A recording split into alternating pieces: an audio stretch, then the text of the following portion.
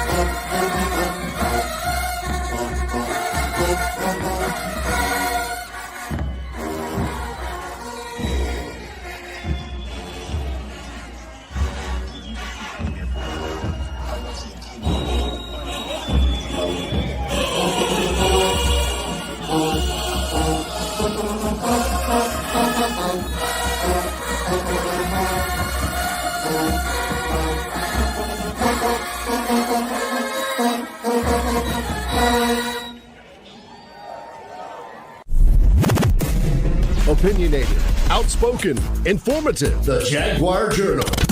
Your source for the latest information on Southern University sports and SWAC athletics. A Baton Rouge sports talk tradition.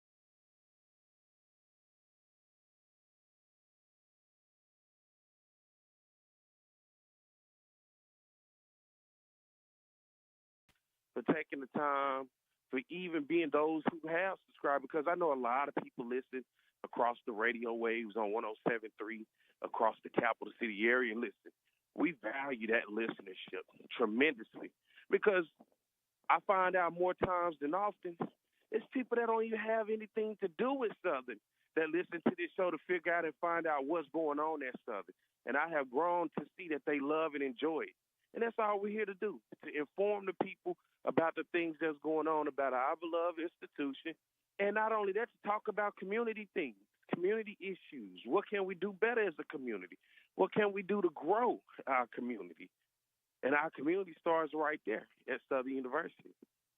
And so because as we continue to grow that, we need you guys to make sure that you please hit that subscribe button. Hit that subscribe button.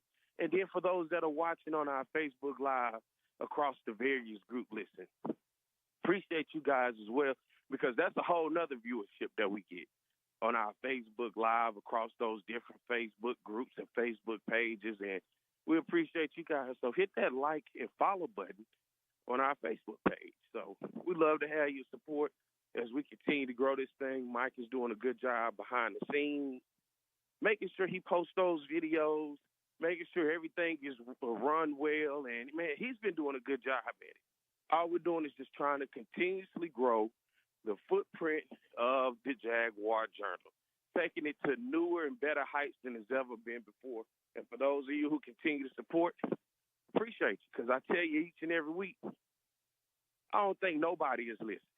Then I look up and somebody says, you know what, man, I listen to the Jaguar Journal every Saturday, or I go back and I listen to you guys, listen to you on YouTube. And so that's the part when the reality settles in and says, you know what, I'm not just getting up on a Saturday morning talking to myself into a microphone, that maybe actually somebody's listening to me, and it ain't just me.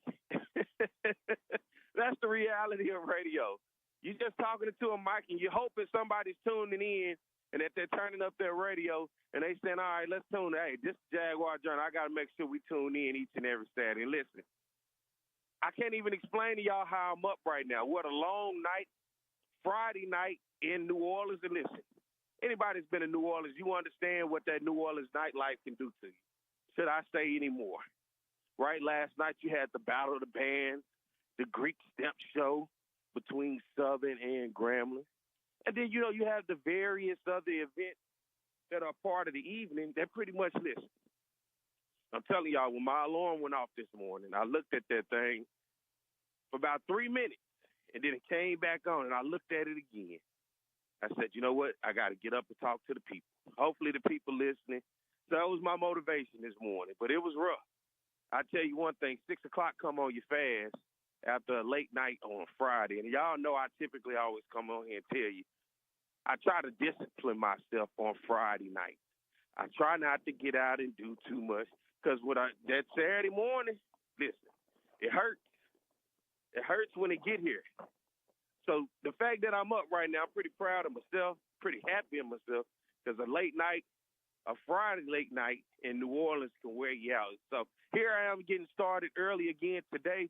Southern versus Grambling, 1 o'clock kickoff. Caesars Superdome. Baton Rouge. Surrounding areas. You need to find your way to New Orleans today. If you in the greater Baton Rouge, greater New Orleans, you need to find yourself to the Caesars Superdome today for this huge game between Southern and Grambling. Both these programs with a storied history in football. You look at the bands, you look at the fans, and you look at most of all, it's for the boot, baby, for the state of Louisiana. Because this is the happening right now during Thanksgiving weekend.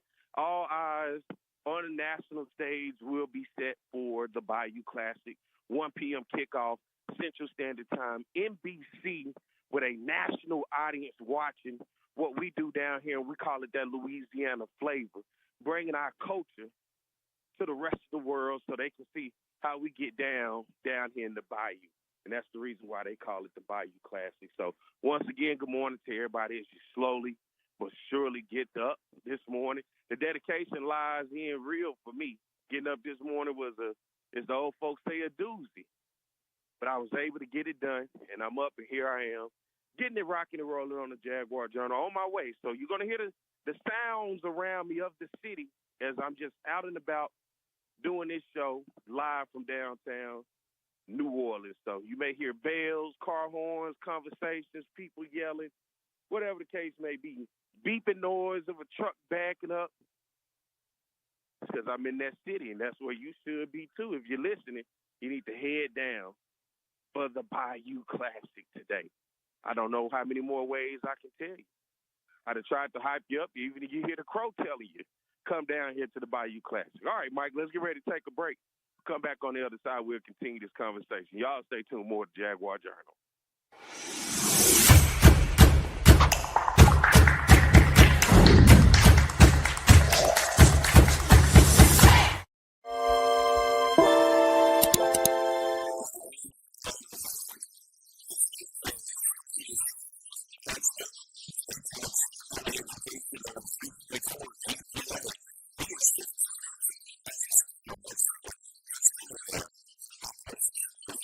Quincy Richard is the quarterback. And Don, this is a man who's really changed his game from last season, and he's a graduate student as well. Yes, he has, Bob. Quincy Richard has matured into the unquestioned leader of this Southern University offensive attack. 10 wins this season, and he set school marks for passing yards and touchdown passes. And Bobby's had a lot of help, only 5 sacks on the season. He earned his undergraduate degree back in August. He's taking some master's classes, and he wants to be a lawyer.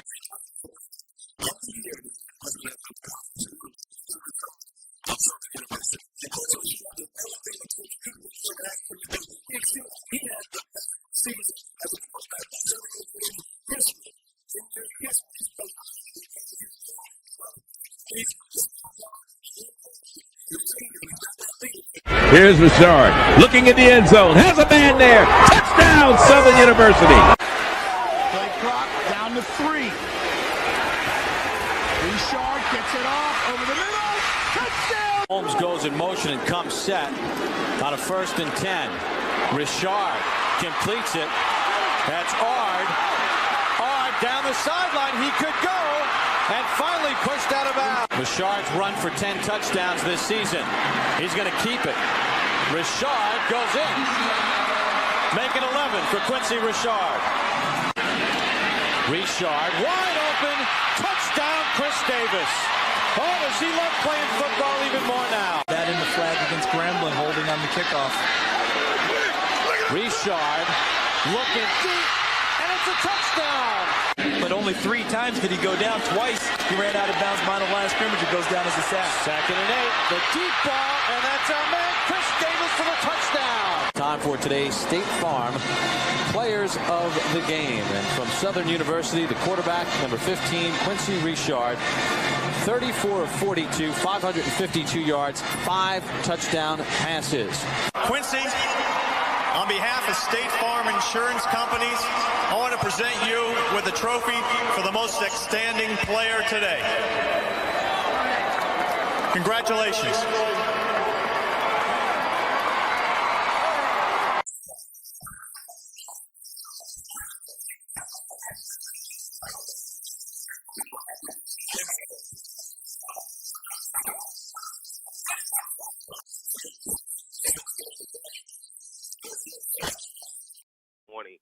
To everyone, hope you guys are waking up, getting this Saturday of the Bayou Classic, rocking and rolling. And that, hey, if you got a story about your favorite Bayou Classic, about a memorable Bayou Classic, or just anything in particular, give me a call this morning. Talk to me about it. 225-499-1073 is the number. 225-499-1073 is the number.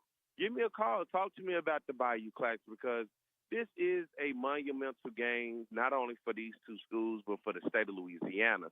I think oftentimes when we look at this game, the part that really gets overlooked is the economic impact that black folks have on the city of New Orleans coming down for Thanksgiving weekend. You know, this is the who's who of an audience of people who travel from all across the nation to come down to the city of New Orleans and watch 2 premier institutions based out of the state of Louisiana. 2 premier institutions that have work together to ensure that our communities get better and do better by using education. And for me, it gets no bigger. It gets no better than that. And when you step foot at either one of these, and so it's one thing to travel down here and say, hey, I want to go see what's going on. But there's another to actually have attended Southern University and have attended Grambling State University. It is the memories. It is the friendship. It is the lifelong companionship that you may get from a girlfriend, a wife, a husband, a boyfriend. The kids come out of this thing shapes lives, and most importantly, because it shapes lives, that right there has no value. It is, listen, that is what you want, and that is the experience that it gives to where you get your homecomings, right? I was talking to somebody last night. They said, man, you know what? I actually look forward to this more than homecoming. That thought, because first of all, he's from New Orleans, so I figured he was he would say something like that when it's in your city. But it is the camaraderie of the people that come down with the holiday spirit of being able to spend Thanksgiving. All right, let's go to the phone lines real quick. We got Chuck on the line. Chuck, good morning. Good morning. Happy Bayou Classic to you all. Belated Happy Thanksgiving. And I'll be watching it. And this is a special week. Like I was telling people, it was my 49th birthday this past Monday, November 25th. Happy belated birthday, Chuck.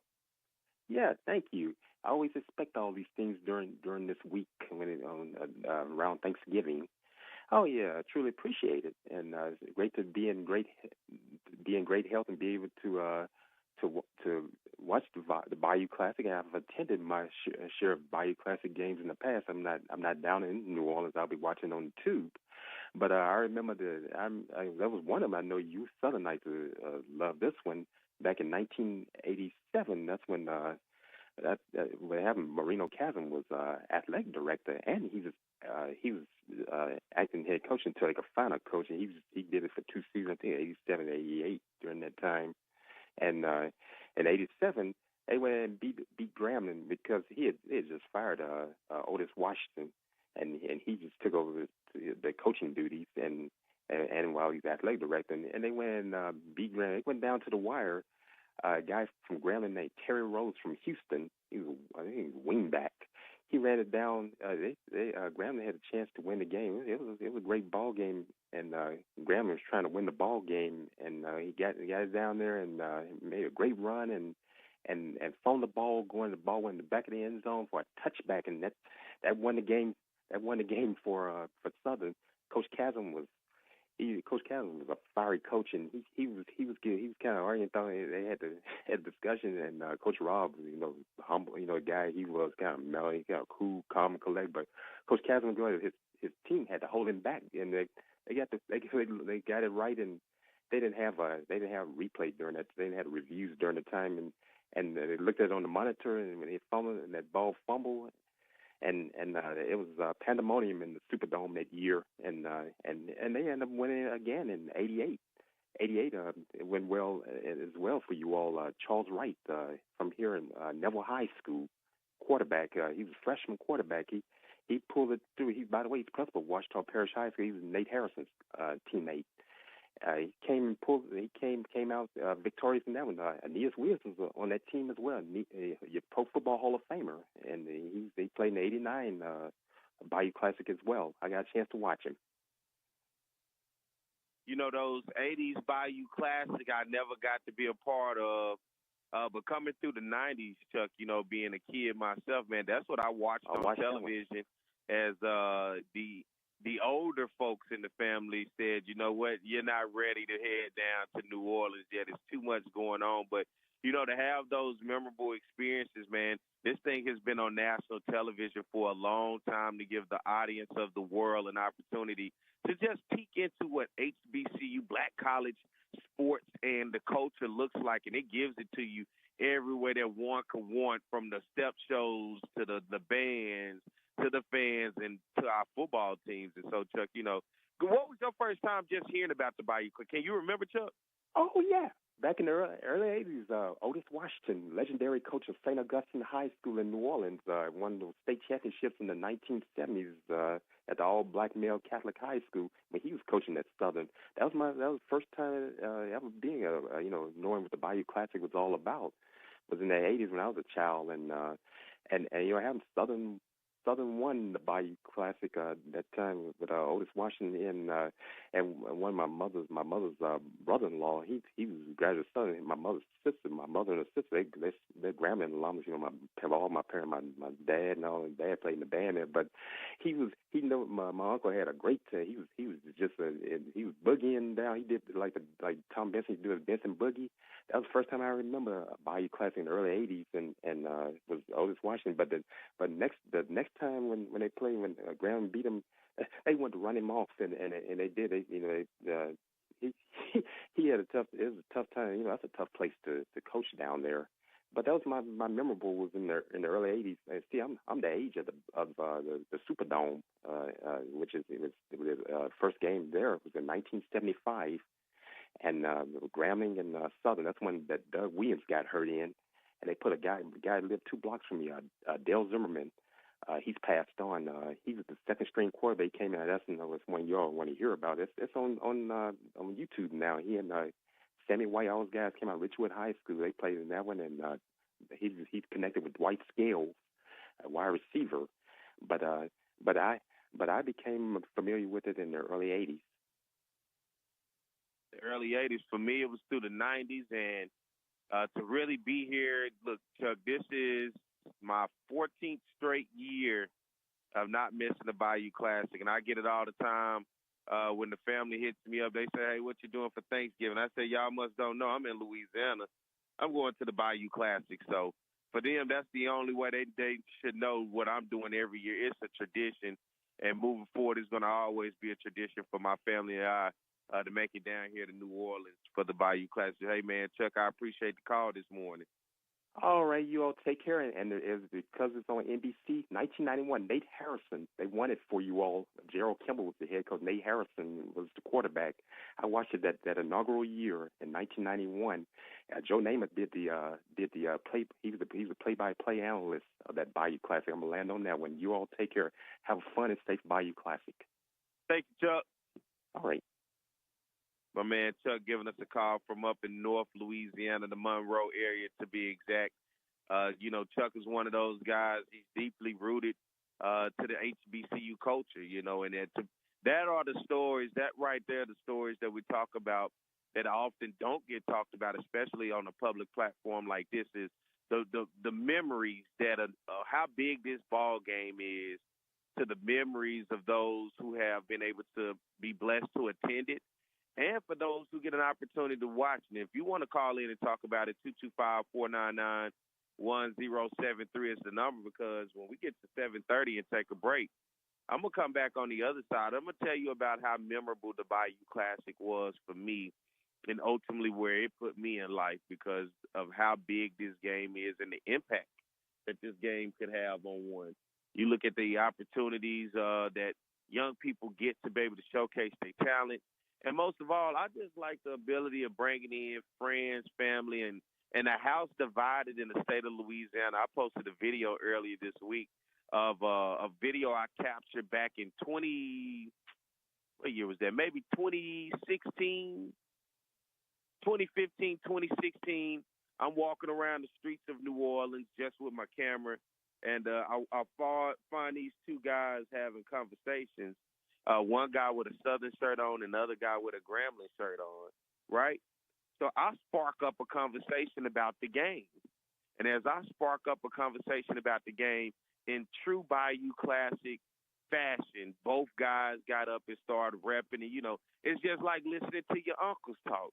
Southern's better. No, Grambling's better. Well, what about when y'all had these down years? Well, what about when we had these good years?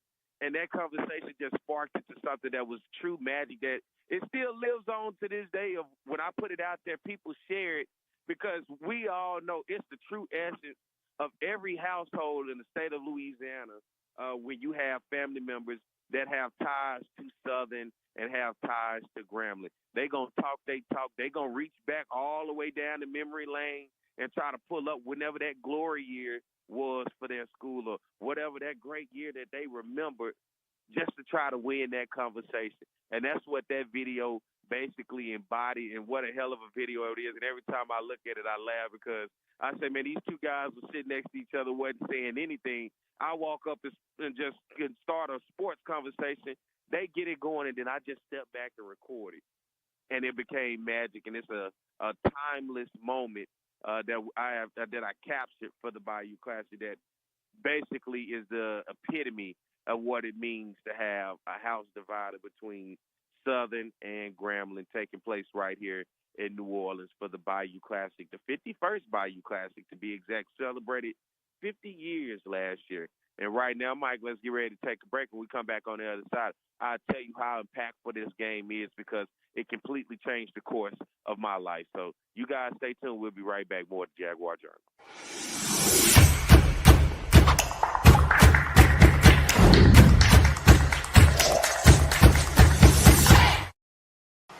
It's On the Yard Sports, and I'm Perry White, and what I need for you to do is go follow and subscribe to our YouTube, Facebook, Instagram, as well as Twitter right now. T.R. Ricks is a fifth-year senior who's getting his first chance to drive the train that Bob talked about. And right now, he's driving it quite well, because the Southern Jaguars are kicking butt in the SWAC conference. As Bob mentioned, 6-0 overall in the SWAC, and T.R. Ricks has played so well, over 2,000 yards passing. In the last 3 games running the football, he's been over 100 yards on the ground. The respect factor that he gets from his teammates is incredible. As a fifth-year senior who's never started, they elected him captain. And the numbers he has put up are represented on your screen.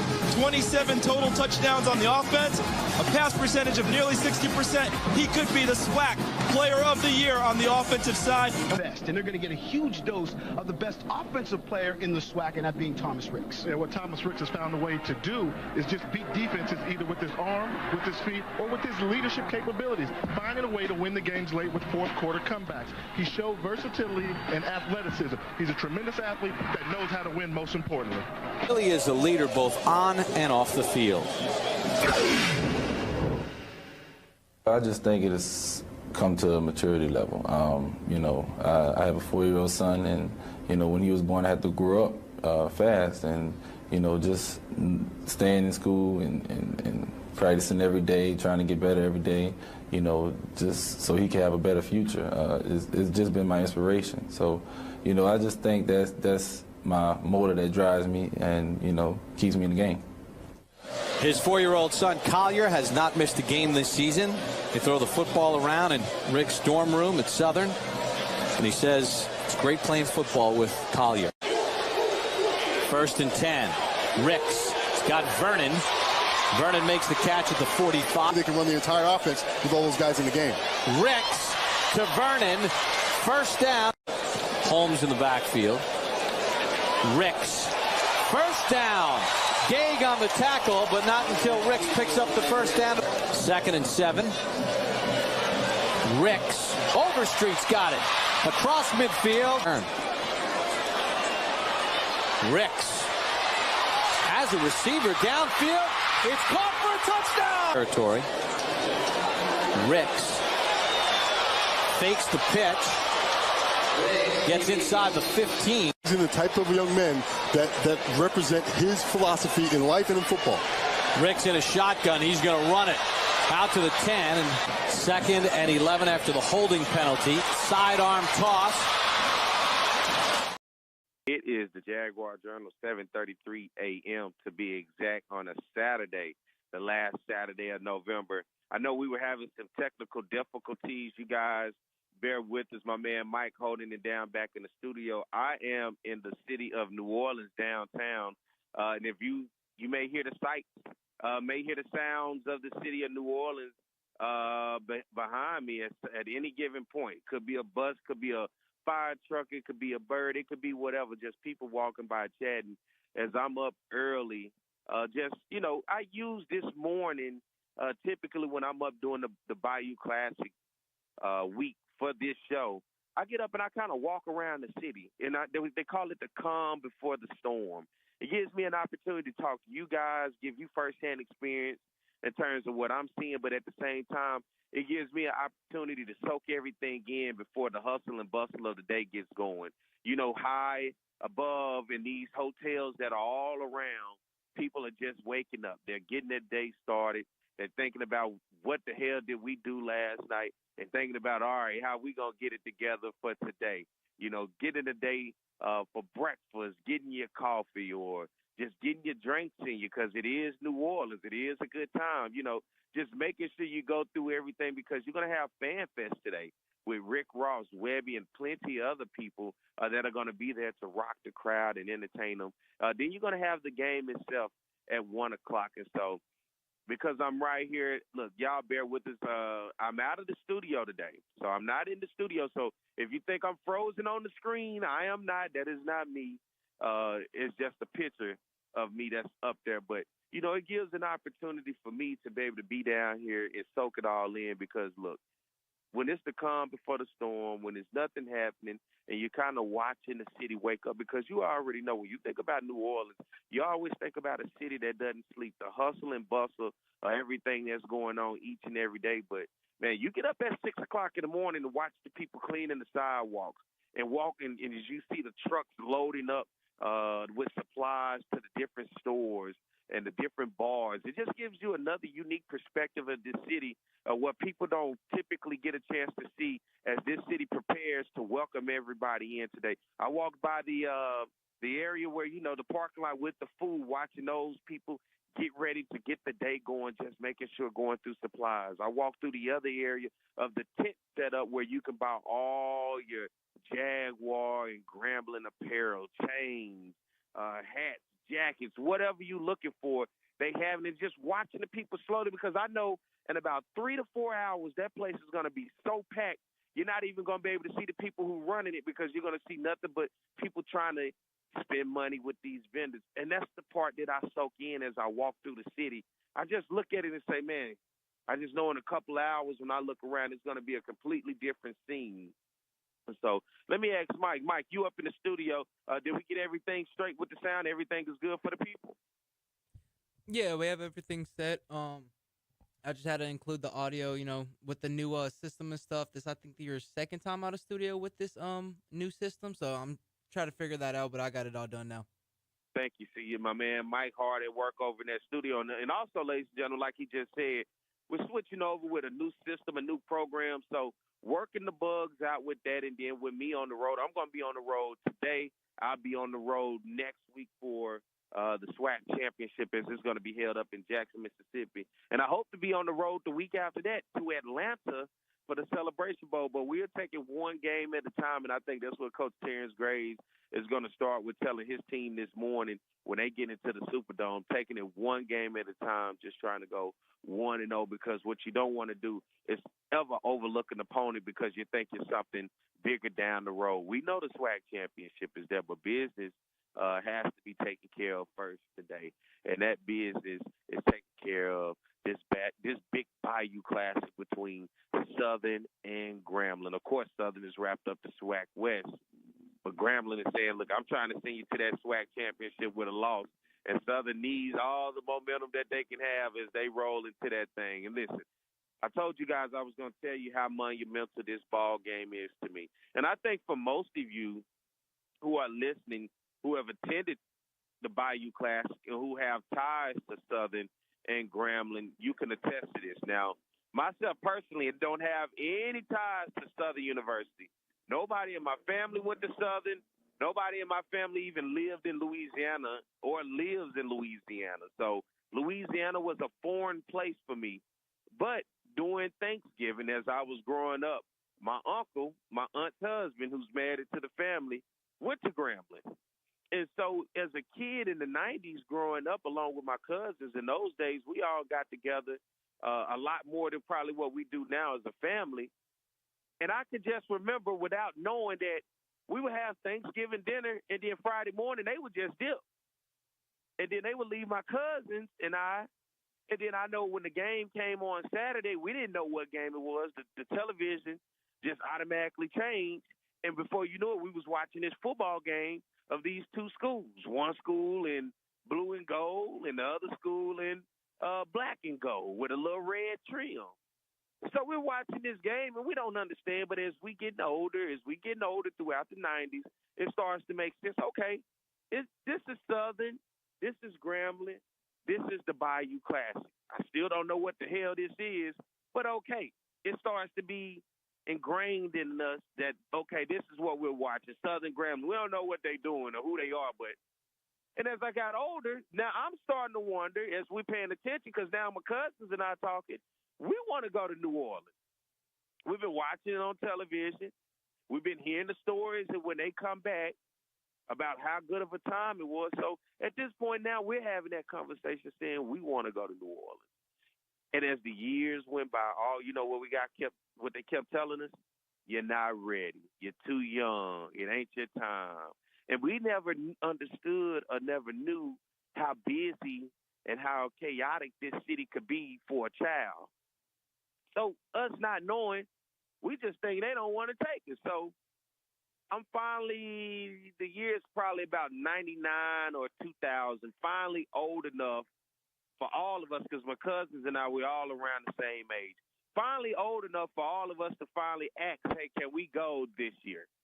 And guess what? We finally got the answer, yes. They looked around, I guess, was like, all right, y'all old enough. So the first thing I did, and if you can recall these days, I might be showing my age a little bit, but I went to Walmart and I bought a little Kodak camera.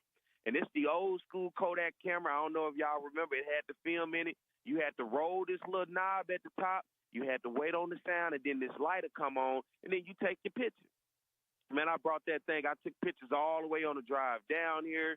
I took pictures all around the city, everywhere we went, from the Superdome to just walking the streets, being by the Hyatt Hotel.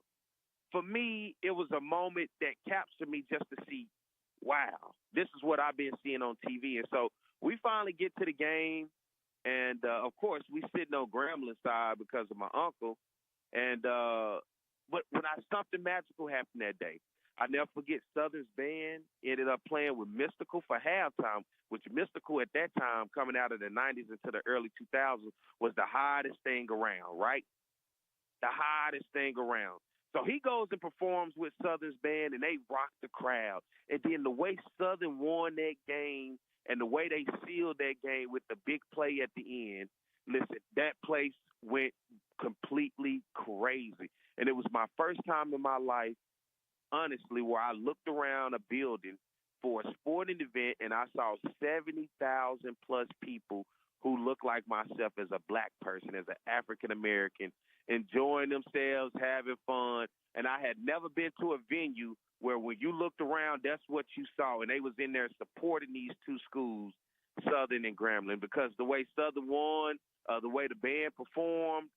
When I left this place, I bought some Southern stuff, and I went back, and I talked about Southern. My family kept asking, what did they do to him down there?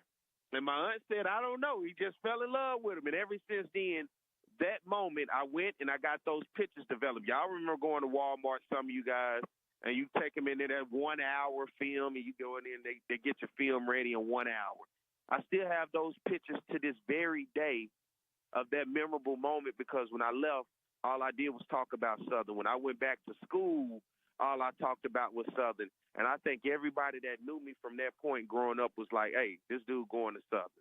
And so it feels almost like destiny to come back full circle to say that was the type of experience that I had, and now here I am able to share that experience with you guys and talk about how big this game is, because I was a kid not knowing anything, but that moment within itself in time captured me and ultimately took me to Southern University, where I got my degree, where I bettered my life.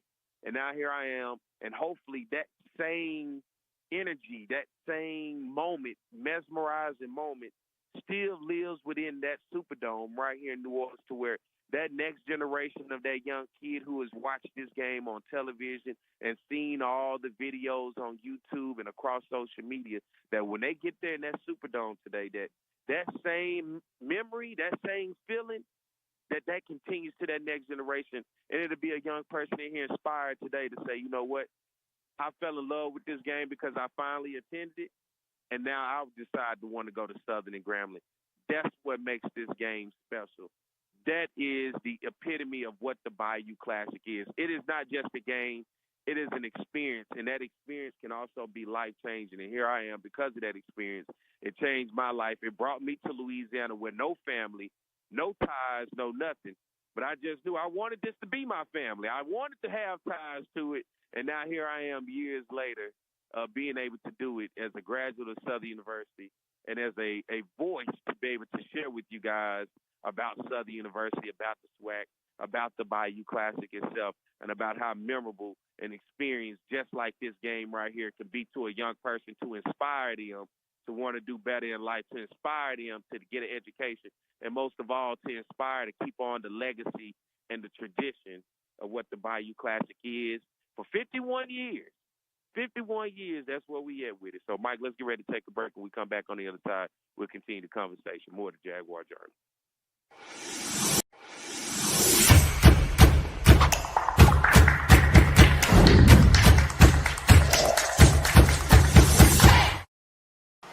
It's On the Yard Sports, and I'm Perry White, and what I need for you to do is go follow and subscribe to our YouTube, Facebook, Instagram, as well as Twitter right now. Talk about offense, we talk about Southern, and it begins with their passing game. Tom, beyond potent, we're talking about high octane, we're talking about fast break, we're talking about 41 points a game, some 500-plus yards since Terrence Levy has taken over this offense. Because that young man doesn't drop any ball.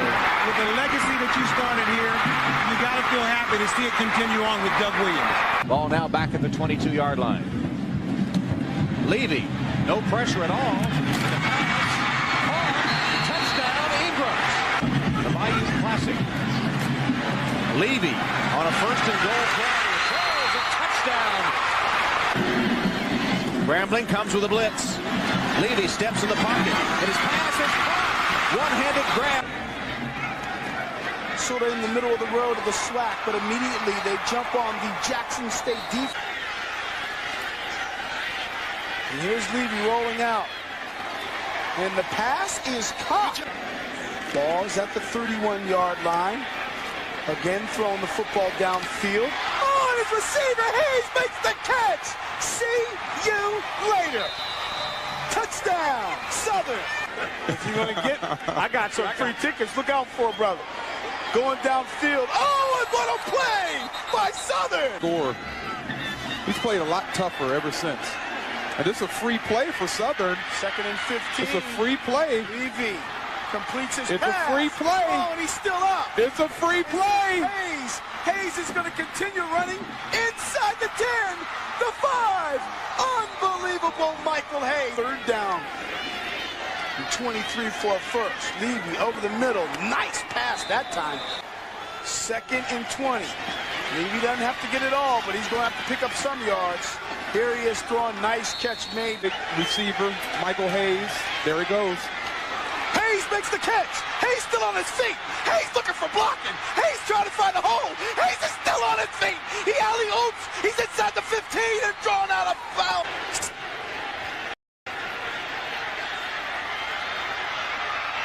Touchdown. The backfield.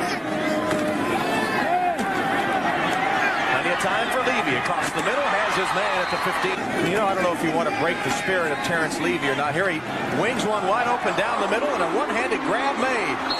The way. 3rd down in 4. And here's Lewis off the catch. Lewis still on his feet. And Lewis is streaking down the sideline. Touchdown. So they move back 5 yards. All right, we are back. It is the Jaguar Journal. I am live. I'm Perry White. First of all, good morning to you guys. And how I'm up with this energy, I don't know. I'm trying to tell y'all, listen, a late night in New Orleans can wear you out. And the fact that I'm able to be up this morning and able to keep it going.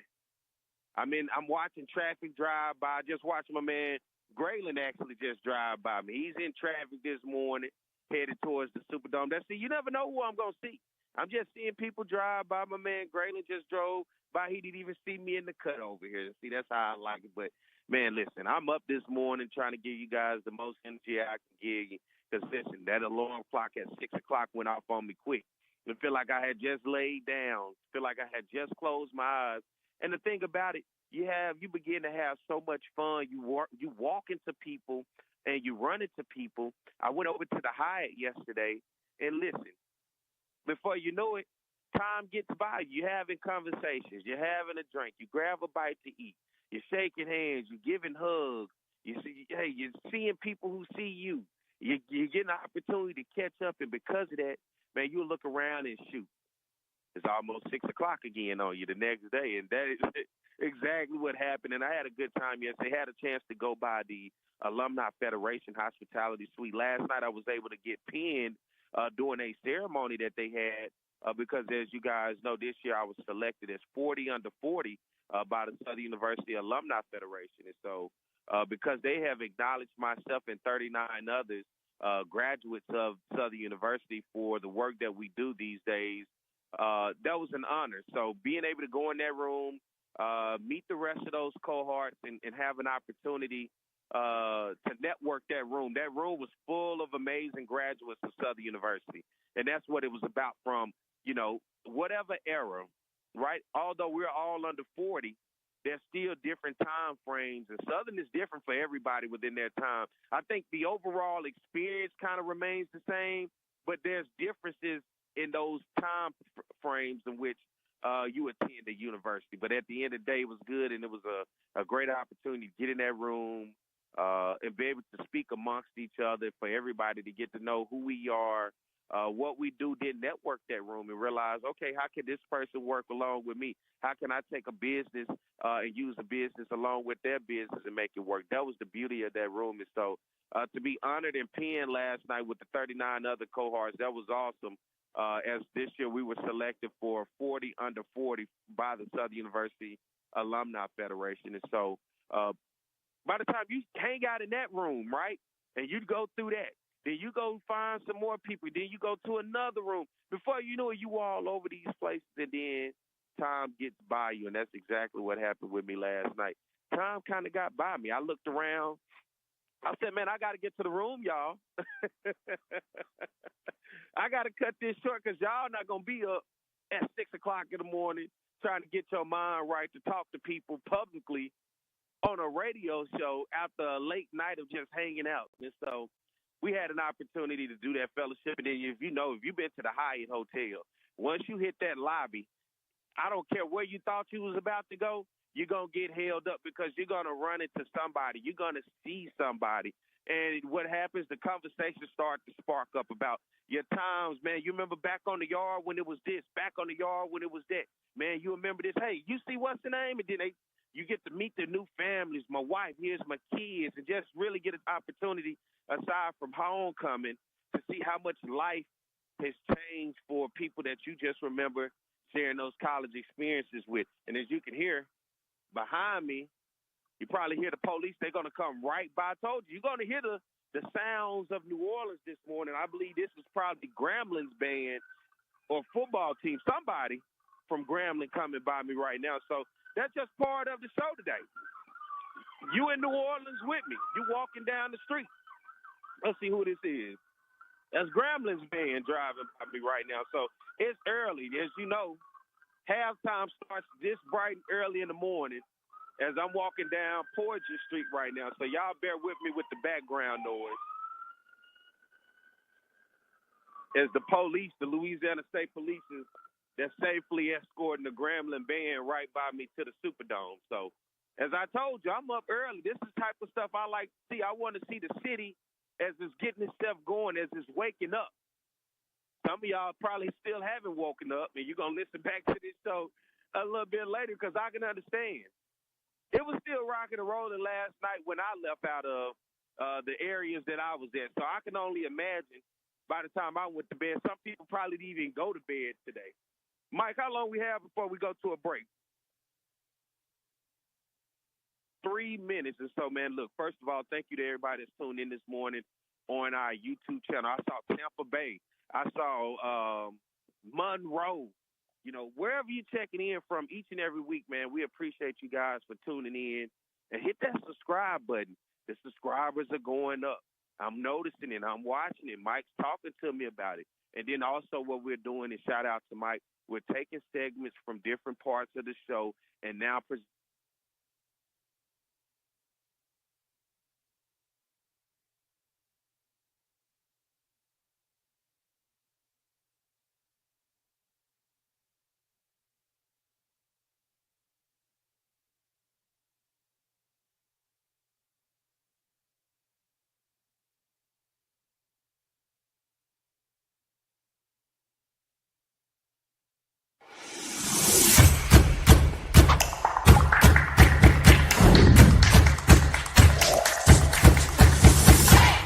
quarter with Jackson State leading 10-3. Ball's at the 31-yard line. Again throwing the football downfield. Oh, and his receiver Hayes makes the catch. See? Told me to make sure I tell you guys to get up this morning and go vote. Early voting started last week. There's no reason that you guys, if you're right there in the Baton Rouge area, you know you got a big race for the mayor's office. Get up and go vote before you head to the Bayou Classic if you're still in Baton Rouge. Make sure you get up and go early vote throughout the week. And be sure to go vote before you head to the SWAC championship next week. I just got to make sure I tell you, because my man Dr. James Gilmore has said, be sure to go vote. So I got to share that message with you because it is one that is important. It is just as important as you feel that you got to go to the Bayou Classic events, or you got to get up and go to this and go to that. Make sure you have that same energy to get up and go vote and be a part of the election process in terms of your community. I'm not telling you who to vote for. I'm just telling you to get up and be a part of the process. Pick who you want to pick. That's who you choose that you feel can better your community. That is okay. But just make sure that you're a part of the process, that you get up and that you go to cast your ballot and may the best person win. But at the end of the day, you just know you did your civic duty to get out there and do your part in order to say, hey, I cast my vote on who I wanted. That's all we ask. That's not hard. It doesn't take long to go vote. Just takes a couple minutes. And all you got to do is just cast your vote and get it in and pick who you want. That's all we ask. So, good morning to everybody. I'm Perry White. It's the Jaguar Journal. Glad to have you guys with us. Hit that subscribe button on our YouTube channel and hit that follow and like button on our Facebook page. We're getting at the top of the hour, so you know on the other side, I'm going to talk some football with you between Southern and Grambling. I done took you down a walk down memory lane. I done gave you the backstory of how I ended up here and how I even love this game. And you have heard the sounds of the city around me. So when we come back at the top of the hour, let's talk about this ball game today, Southern and Grambling. I'll give you an inside scoop and let you know what to expect. If you're not able to watch it here live in the Superdome, then what you'll see on national television on NBC. So let's get ready to take a break. We'll come back at the top of the hour. Stay tuned. More to Jaguar Journal.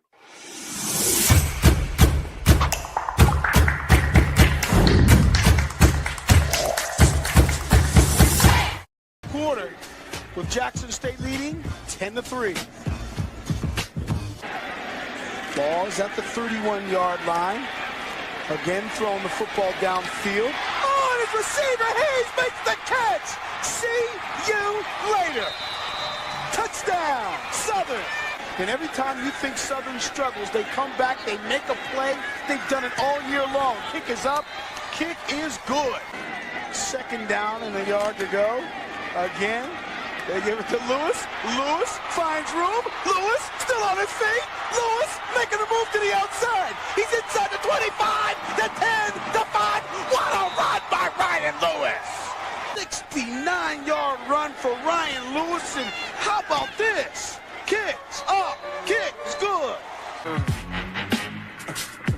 Halftime, George Johnson along with Charles Mann. Southern trailed in this football game 10-7. Then they reel off 14 straight points, and they do it with the big plays. And that's something that we didn't think would happen, at least from Southern's perspective.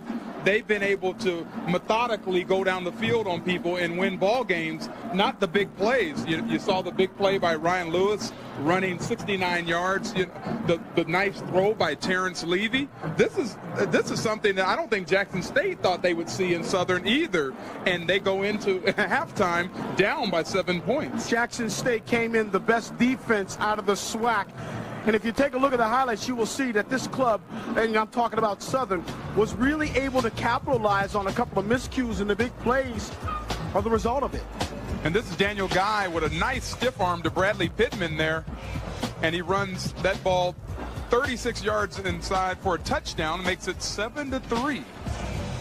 And then Terrence Levy, quarterbacking, throws a big bomb to Michael Hayes, who gets by Rashard Anderson and waltzes into the end zone for a 69-yard reception. And then the big run by Ryan Lewis, a scat back for Southern, races 69 yards for the score. And that's where it stands right now, 17-10. Southern is on top. Passing leaders in the conference, Lionel Hayes from Grambling, your top passer. Washington second, but he's intercepted right there. This time the inside handoff. And the ball was dropped to Tommy Head. Here's Taylor in the pocket, looking downfield and looking for Leroy Fields, and this one looks intercepted, and it is. He's played a lot tougher ever since. And this is a free play for Southern. 2nd and 15. It's a free play. Levy completes his pass. It's a free play. Oh, and he's still up. It's a free play. Hayes is going to continue running inside the 10, the 5. Unbelievable Michael Hayes. Hayes now with 187 yards receiving. 169-yard touchdown, 181-yard touchdown. And Southern's came up with all the big plays. They lead by 14. And that one is intercepted by Darden. Darden looking for some room, and Guyan will finally drag him down. But we start the 4th right after this. 2nd down and 20 after the penalty. Oh, he's got a man wide open. Going into the corner. Touchdown! Reynolds attempting the point after. It's good. A 32-yard field goal. Kick is up. Kick is good. This is a great football game. We knew it would be, though. Torrey Thigpen got us out of our seats. And this is the punt return by Torrey Thigpen. We were just talking about, we haven't seen him. He breaks 2 tackles and runs up the sideline. He has great blocking, but gets pushed out of bounds on about the 1-yard line. And touchdown Jackson State.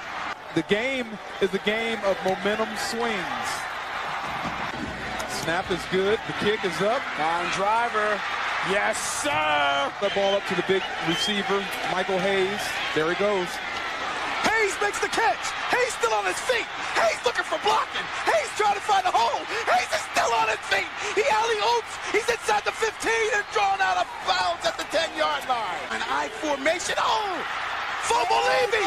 He kicks it and falls on top of it.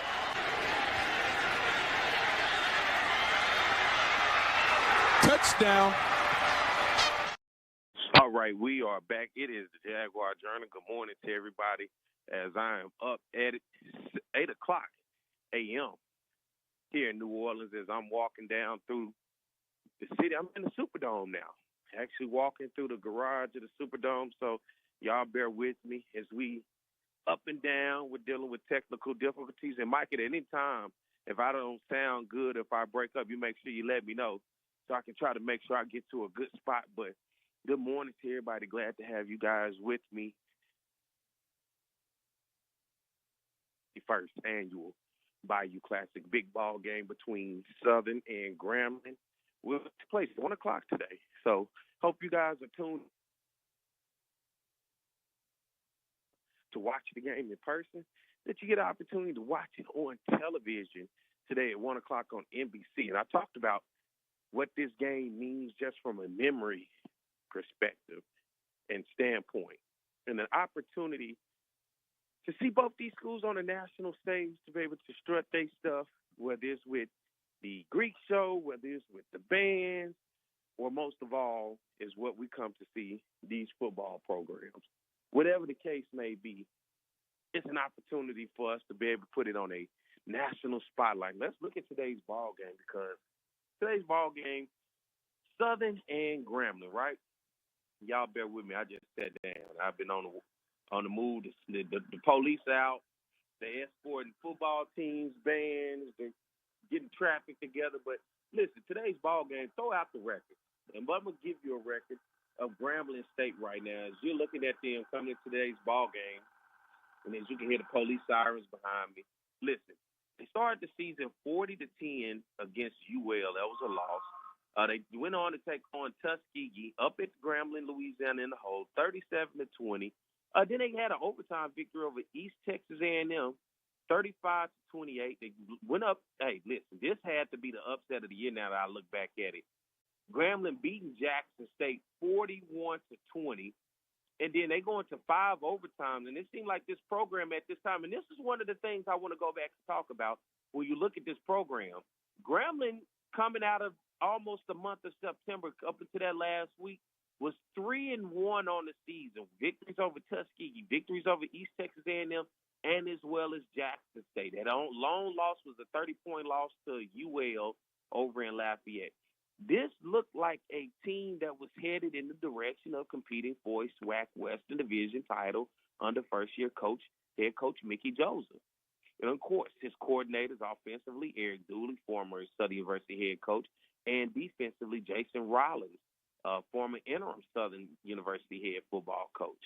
Both these guys know the Southern program and know the state of Louisiana very well, as they both have ties to this state. And it looked like Mickey Joseph and Grambling State was headed in the right direction. 3-1 coming out of September 21st. And then this is where things kind of turned.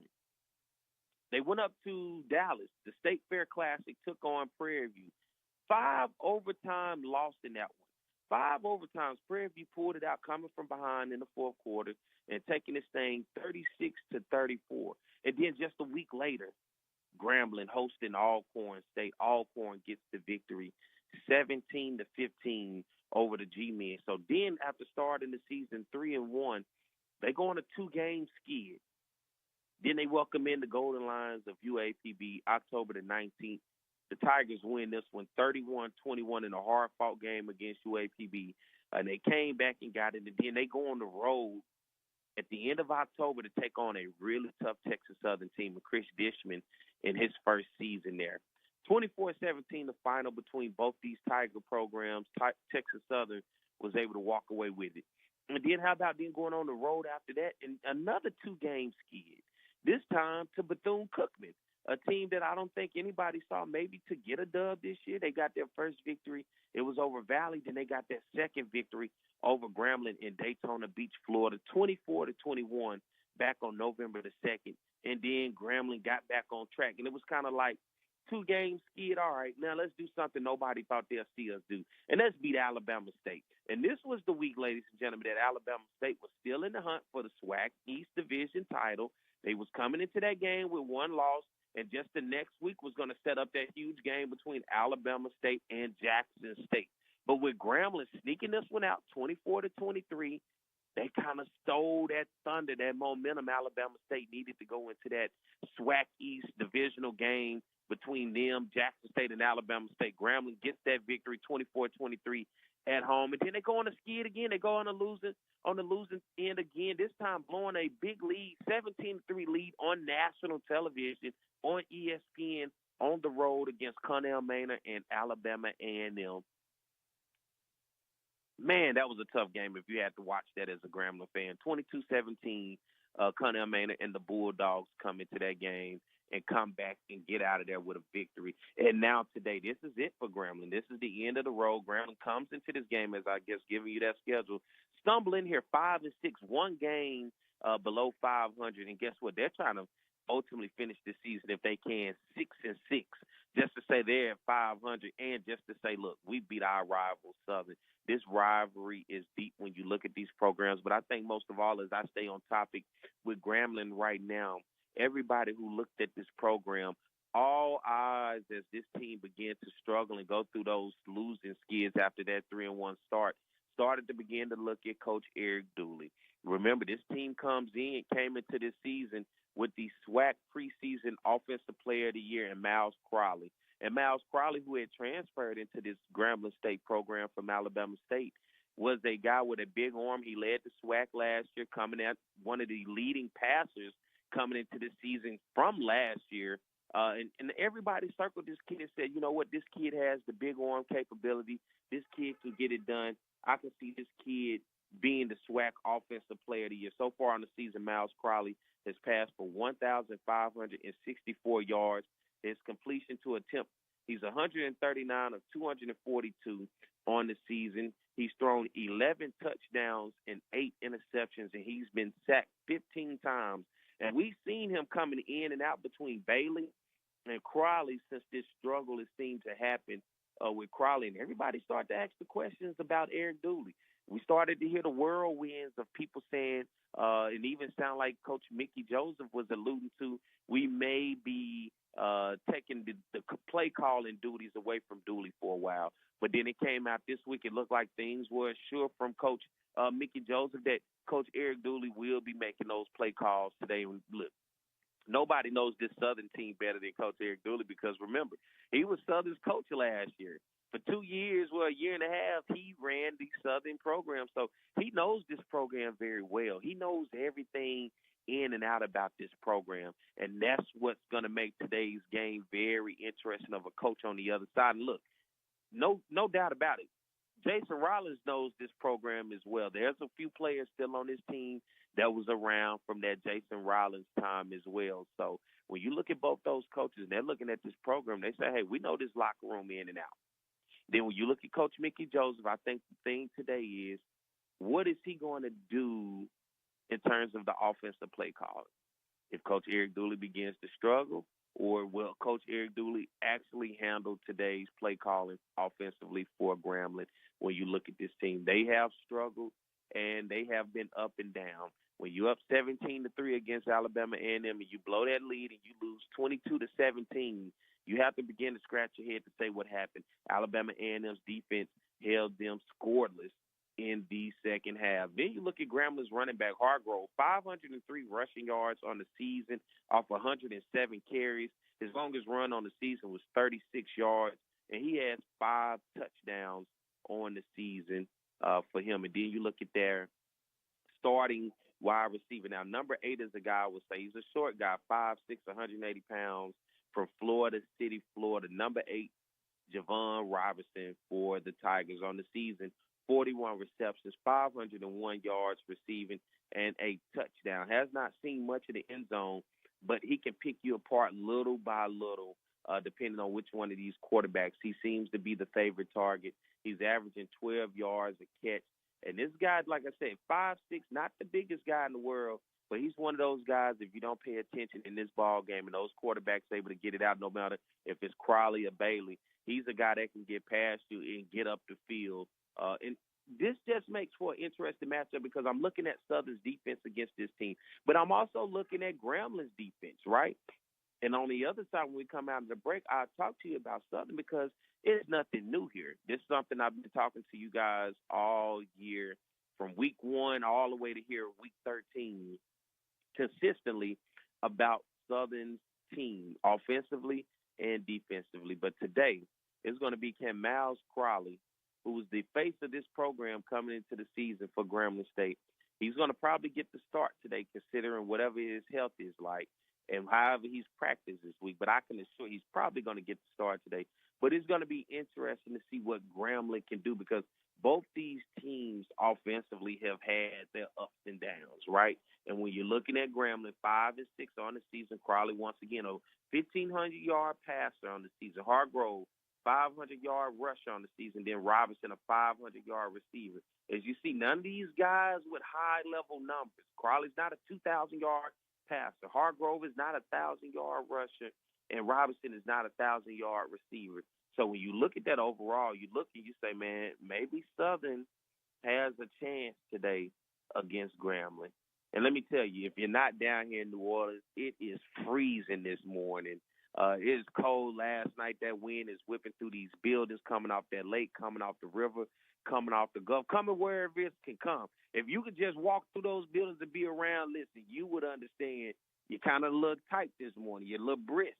It's brisk out here. As the old folks say, that hawk outside, so you kind of walk like you're headed in the direction of somewhere with urgency because it is out. So anybody that's coming down, I will recommend that you dress warm today. 57 degrees will be the game time weather today. Thank God it's inside the dome, but trust me, walking in that dome, and especially when you walk out of this dome at the end of today's ball game, the first thing you're going to be met and welcomed by is the wind of New Orleans howling through these buildings. And so you guys make sure you bundle up. And I saw some folks last night in skirts and shorts. I said, look, wrong decision. People don't, I guess, look at the weather out these days. I looked at this weather out all week to see when that temperature was going to drop, to make sure I was bundled up in my best Southern gear. And I've seen some real good Grambling and Southern apparel around here, especially winter weather apparel, keeping people warm. Is going to be the big game today between Southern and Grambling. Be sure, for you guys that are out there listening, hit that subscribe button on our YouTube channel. Love to have you guys to be subscribers as we continue to grow. We're putting videos of the segments out, and we'd love to have you guys to continue to grow with us as we take this thing to bigger and better heights. And everybody that's watching on our Facebook Live, good to have you guys with us in the various groups. Hit that like button and follow button on our Facebook Live, and everybody listening around back in Baton Rouge in the capital city area. Of course, I'm Perry White. I'm downtown in New Orleans, giving you the play-by-play of everything happening around me this morning. And so as I continue to do that, let's take a break, and we come back on the other side. I'll talk to you about some Southern University football and what Southern needs to do today. So you guys stay tuned. I'll be back more to Jaguar Journal.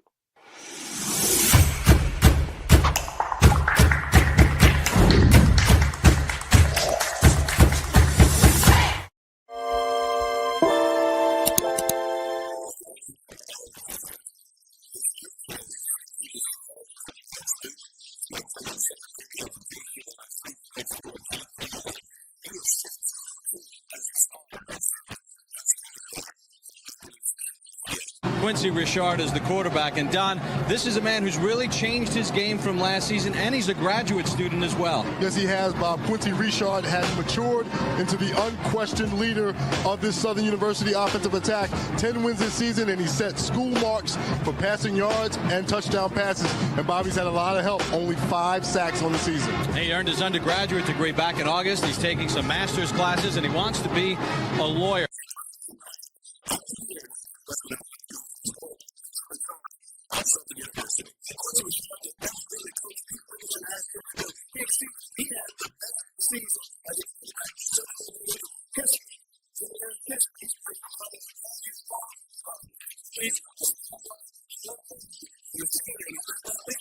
Here's Richard looking in the end zone. Has a man there. Touchdown, Southern University.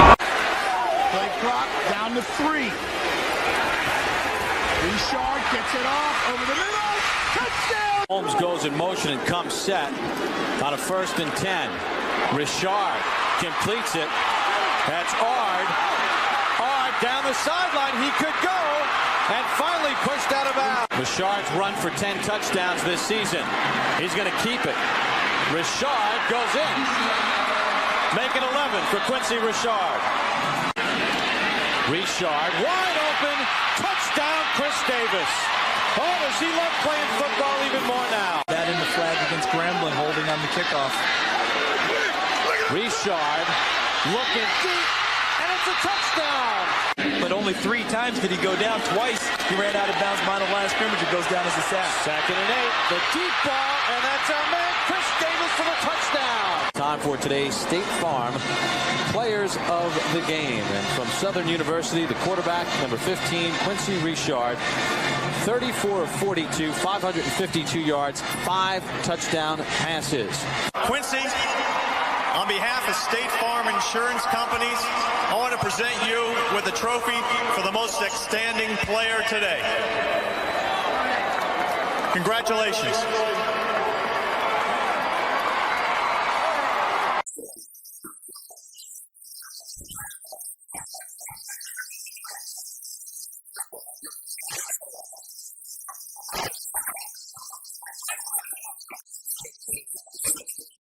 All right, I am back. It is the Jaguar Journal. Good morning to everybody. Hope you're having a beautiful Saturday morning, getting your day started listening to me. Turn your radio up if you're listening to me on 107.3 FM in the Baton Rouge area. For everybody else, turn your phone, your laptops, your iPad, and whatever else you're listening to me on. If you're watching me on YouTube as well as our Facebook Live, good to have you guys with us. I am in New Orleans reporting to you live at the Bayou Classic, getting ready to get things rocking and rolling.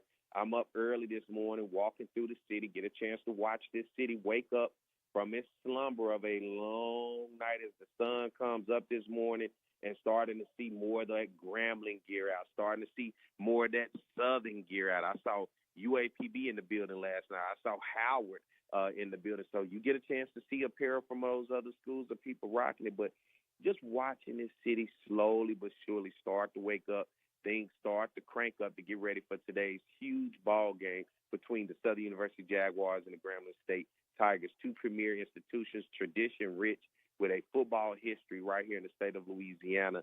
And it is going to be on showcase for the national audience to see on NBC. So if you get an opportunity to see it, for any of you guys, you get a chance to see these two premier programs with a storied, rich history from the coaching to the players.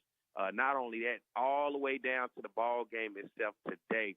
Southern University comes in this game as the SWAC Western Division champions. They'll be taking on Grambling State. Grambling coming into this game at 5-6, having lost their last game against Alabama A&M, a national television game in which they lost up after being up 17-3. The Tigers ended up falling behind 22-17, and that was your final score. And listen, you guys have listened to me all season, talking with my man Kevin Baptiste, talking to my man Jim Klein Peter, and everybody else as we continue to talk about this Southern program. We have continuously discussed as the season went on the ups and downs of what we've seen with this program. To start this season off, as we've gotten to this point, it was a tough loss on the road to McNeese State, in which this team was up 7-0 through three quarters and fell apart special teams in the fourth quarter, a blocked field goal, and then a punt going over the over the punter's snap, bad snap going over the punter's head. And it just became a tough day. Then we started to watch this team offensively, right? We saw Noah Biden come in as the starting quarterback. Then we started to look at this offensive line. And for a while, we figured, what is Southern struggling? This team just could not seem to run the ball at all. And it seemed like this O-line was not doing anything to help the cause with blocking. And so as the season began to go on, we watched this team go on the road to Jackson State and completely get dominated in the front. We saw Jackson's defensive line basically push Southern's offensive line all over the place. And what began to happen was the coaching staff began to notice that something needed to take place with this team. Something needed to change, and you had to give guys opportunity, especially offensively on that offensive line and in the quarterback room. And you start to see those adjustments. That was one of the biggest issues last year when people were looking at Coach Eric Dooley and this team. It was, what were the adjustments being made, or was we continuously going to try to force and go for what we know and keep trying it over and over? But what I like about this team, what I like about this coaching staff, or what you see this year, the coaching adjustments. If it doesn't work, you've seen them go away from it, and you've seen this staff not be shy to put people in position. And last week, we had an opportunity to talk with Coach Terrence Graves. And Coach Terrence Graves talked to us about that, saying, whatever it takes to win. That, I believe, within itself shows you, looking at this coaching staff, the type of confidence that you can have in order to make this thing better, because they're not afraid to make sure they put the best person out. Not because you're a senior, not because of somebody you know, not because of any of that, but because you were the best player for that time and for that position to bring Southern home to victory. And we've seen it at the quarterback position, right? We've seen Jalen Woods. We've seen Xavier T-Set, along with Noah Biden. All three of these guys have basically been inconsistent, but who I have liked and I think has grown up in front of us over the past couple weeks is Jalen Woods. Now we got to see what kind of consistency can Jalen Woods have, because one thing about these guys, when there's no film out on you, sometimes that can make for an easy day. But the more film that comes out on you, the more these defensive coordinators start to look at your tendencies, they start to see your habits, and they can find your inconsistencies. And typically that's what happens when teams get an opportunity to watch more and more film. So the film is out with Jalen Woods, the film is out with T-Set, and the film is definitely out with Noah Biden. And all three of these guys have their own unique traits and characteristics that they bring and skill set that they bring to the quarterback position. But that has been Southern's problem. The inconsistency at the quarterback position has continuously hurt this team. And you're looking at Coach Mark Frederick because he's looking at that room. And he's like, all right, who's going to be the guy today? Who's going to be the guy today? Jalen Woods came in against Pine Bluff and had a very efficient day, was able to find the explosive plays for this wide receiver core to be able to get those high-energy plays, those plays that get the crowd up, those plays that get the team fired up. Big plays, explosive plays. Southern was able to have that against UAPB with Jalen Woods. It seems with Noah Biden, the offense kind of sputters out. You're going to find yourself in a lot of 3-and-out situations. You're going to find yourself with a quarterback that's rolling out that does not quite look comfortable, nor does he feel comfortable to throw the ball and get it out of his hands, nor does it look like he feels or is comfortable to even run the ball. So it's almost like, yeah, the lose-lose. Noah, you don't want to throw it. Noah, you act like you don't want to run it. So what I'm going to do? And then they bring in T-Set and T-Set, the other guy. Hometown kid right there from Scotlandville, went to Scotlandville High School. Here's a kid that gets an opportunity, comes in because out of all of these guys, he is the true dual threat quarterback. He can do it with his leg and with his arm. The only thing about T-Set, the growing pains. He's a redshirt freshman. He has to get the experience.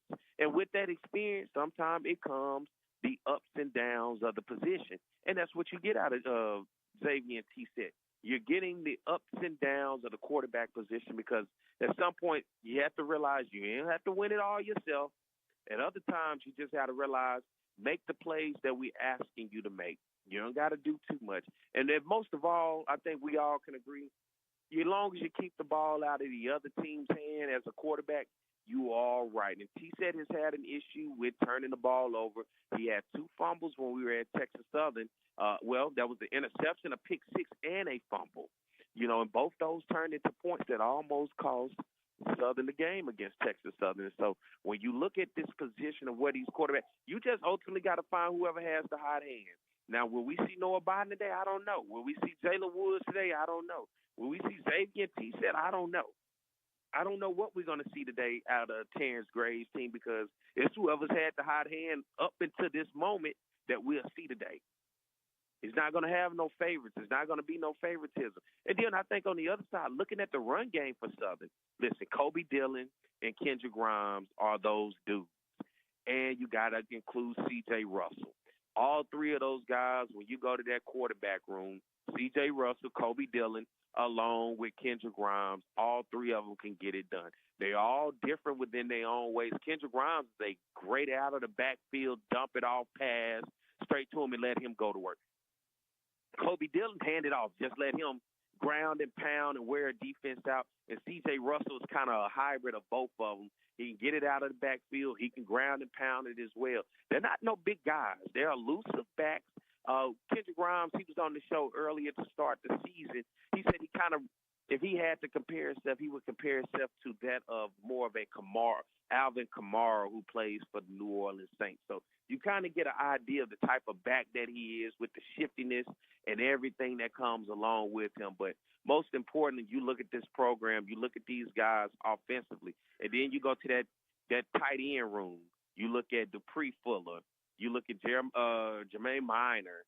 You look at those guys who step up big when it seems like the quarterbacks need somebody to dump it off to. And then the offensive line. That has been the biggest change for me, watching them and Coach Damon Nivens, Mark Fredericks, and Terrence Graves go through this offensive line and figure out what formula works, because it seemed like early on in this season, this team could not run the ball, and we were scratching our heads saying, how is it a Southern football team with the running back room that they have cannot eclipse 100 yards rushing on the day? That was a huge, huge thing for a while, because I started to look around and I started to make me nervous, and I'm sure it made a lot of you nervous on what the hell is happening with this team. And I told you, Grambling started 3-1. Southern started the opposite way. Southern would at one point was 1-2 with his only victory against Savannah State at home, having lost to Magnesia and then having lost to Jackson. And then we were kind of looking at, oh, my God, where are we going from here? What this team is going to be? What is this going to happen with this place? But they figured it out. They've won the SWAC Western Division title. And, of course, we got to always take our hats off to Coach Henry Miller and what he's been able to do with that Southern's defense. No doubt about it, the past 3 years, Southern's team has been in ball games, not because of his offense, but simply because of his defense and what that defense has been able to do. You're looking at Kelby Givens right now, Buck Buchanan Award finalist. He's on the list right now for Defensive Player of the Year on the FCS level. That goes to show you what kind of talent Southern has on that defensive side. He came into the season the SWAC preseason Defensive Player of the Year. Southern had its issues from the defensive back position. But you look at the league this year, there was no true quarterbacks to really try to target that Southern secondary, except maybe for me, Daniel Richardson at Florida A&M and maybe Jacoby Morgan at Jackson State. Those two guys with the weapons around them, for me, I think have the best quarterbacks, Jackson and FAMU, when you look at can potentially target that Southern secondary. But other than that, Southern secondary is pretty much held strong. Southern's defense is pretty much bend but don't break type of mentality. And when you needed them most, they stepped up. 3 overtimes this year Southern has been in against Prairie View, against Texas Southern, and as well as against a 5 overtime against Bethune-Cookman. You need your defense when you got that short yardage, and Southern's defense on those short yardages have held up and gave Southern those 3 victories, all helping them to help capture that SWAC Western Division title. So let's do this. Let's get ready to take a break. We're at 8:30. We're getting about the time. I got to get ready to start getting in the dome and getting some work together. So let's take a break, and when I come back, we'll get ready to try to close this thing out strong. All right? Stay tuned. More to Jaguar Journal.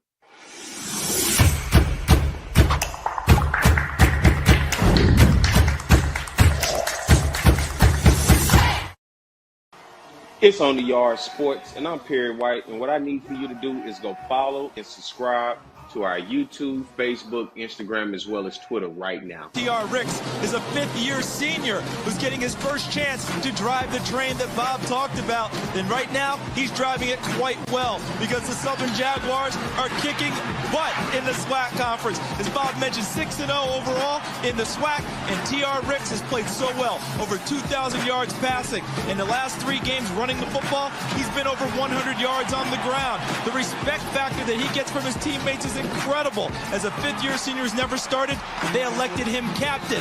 And the numbers he has put up are represented on your screen. 27 total touchdowns on the offense, a pass percentage of nearly 60%. He could be the SWAC Player of the Year on the offensive side. Best, and they're going to get a huge dose of the best offensive player in the SWAC, and that being Thomas Ricks. Yeah, what Thomas Ricks has found a way to do is just beat defenses either with his arm, with his feet, or with his leadership capabilities. Finding a way to win the games late with fourth-quarter comebacks. He showed versatility and athleticism. He's a tremendous athlete that knows how to win, most importantly. He really is a leader both on and off the field. I just think it has come to a maturity level. I have a 4-year-old son, and, when he was born, I had to grow up fast and, just staying in school and practicing every day, trying to get better every day, just so he can have a better future. It's just been my inspiration. So, I just think that's my motor that drives me and, keeps me in the game. His 4-year-old son, Collier, has not missed a game this season. They throw the football around in Rick's dorm room at Southern, and he says it's great playing football with Collier. 1st and 10. Ricks. He's got Vernon. Vernon makes the catch at the 45. They can run the entire offense with all those guys in the game. Ricks to Vernon. 1st down. Holmes in the backfield. Ricks. 1st down. Gage on the tackle, but not until Ricks picks up the 1st down. 2nd and 7. Ricks. Overstreet's got it. Across midfield. Ricks. As a receiver downfield. It's caught for a touchdown. Territory. Ricks fakes the pitch. Gets inside the 15. He's in the type of young men that represent his philosophy in life and in football. Ricks in a shotgun. He's going to run it out to the 10. And 2nd and 11 after the holding penalty. Sidearm toss. All right, I am back. It is the Jaguar Journal. Good morning to everybody. I am Perry White. reporting live from New Orleans, Louisiana. Big day today. It is the Bayou Classic. The city is waking up. You'll hear the city behind me. The sounds of just the cars, the people, the horns, just everything all plays a part into that because guess what? Everybody is up getting prepared for this big game today between Southern and Grambling. I talked to you about the Grambling program. I talked to you about the Southern program. And when I look at both these programs, throw the records out. To hell with the records today. It is about a ball game and a rivalry between two schools who, as much as they don't like each other, it is a house divided. Many families broke bread with each other on Thursday, some with Grambling, some with Southern University. But at the end of the day, they were Louisiana. They were true to these two institutions. And I'm sure you had heard a lot of trash talking in those households as everybody was like, you know what? You're going to find out this weekend when we get down to New Orleans when the game is played. And I think when you look at it, I think for a lot of people, the question is, will Southern overlook this game? I can tell you one thing from having a conversation with Coach Terrence Graves.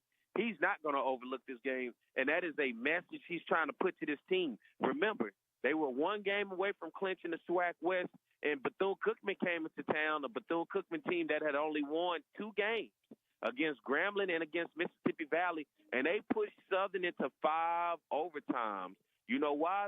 Because it seemed Southern was overlooking the opponent and was not taking them serious.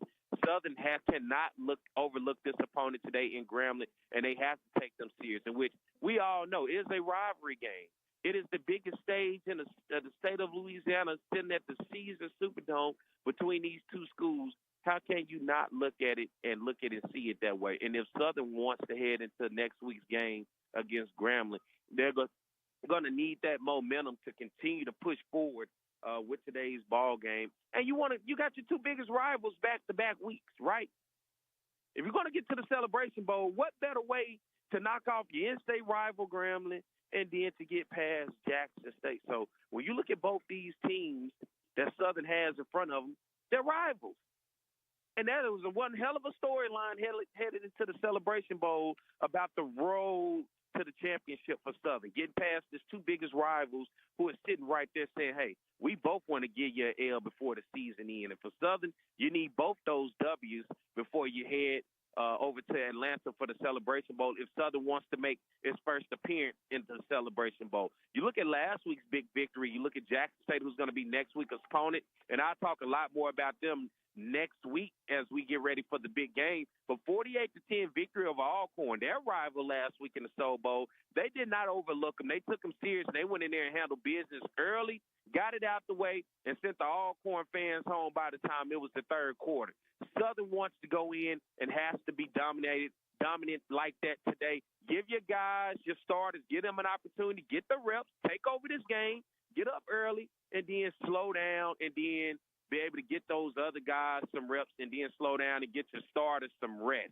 That's how you want to kind of take the approach today. Let's handle business early. Let's put them away, and then let's go ahead and ease out of here. Let's get this trophy. Let's get this win, and then we'll focus on Jackson State tomorrow when we get back to Baton Rouge. But if I'm Southern, that'll be my approach today from this coaching staff. Let's just go ahead, fellas, and take care of this and get this out the way early. Let's dominate them. Let's deflate them, and pull the air out of the building. Then you already know by the time it's all said and done who's going to have the victory. And so for me, that's what matters right now. And Southern cannot overlook this Grambling State team who's going to be looking at them, looking at top, saying, man, we will want nothing more than to end this season with a victory against you guys. And looking at these programs, looking at Grambling's road here, the key things, a lot of ties. Terrence Graves is the only coach in history of both these schools and the Bayou Classic to have coached both at Southern and at Grambling and has gotten a victory here in this Bayou Classic.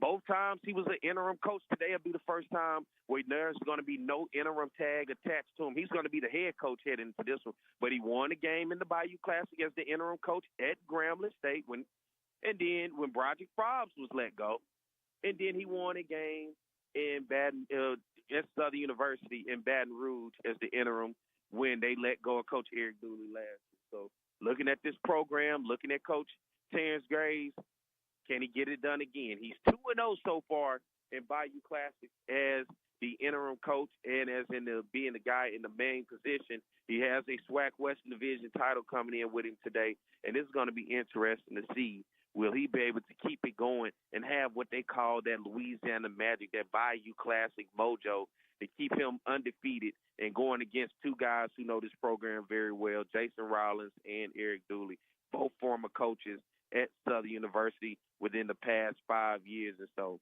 Looking at this thing all the way around, I am interested to see how today's game goes, because you know how it gets sometimes when you're going against previous coaches who were just previously at your program, who had just had the keys to the program, and that's Eric Dooley. He's recruited this team. He knows this team well, and he knows the ins and outs. He knows this staff. Remember, this is pretty much the same staff. Even going back to Prairie View, Mark Fredericks may not have been on the staff with him at Southern when he left and went back to Prairie View, but this is still his staff that was all at Prairie View together with him.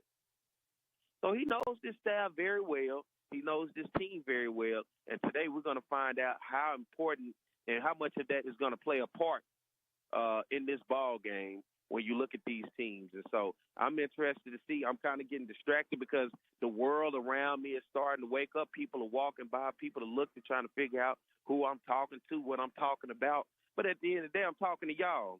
And if you're on our YouTube channel, hit that subscribe button right now. Look, our subscribers are going up. Good to have you guys with us each and every Saturday morning.